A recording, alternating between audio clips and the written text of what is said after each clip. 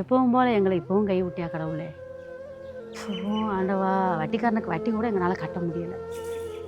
என்ன பாண்டியம்மா, ராணிம்மா, இன்னும் போன வட்டம் மக்காச்சோளம் போட்டு அதுவும் கை விட்டுருச்சு. இந்த வட்டம் கம்பு போட்டு அதுவும் கை கொடுக்காது ஊருக்கோ.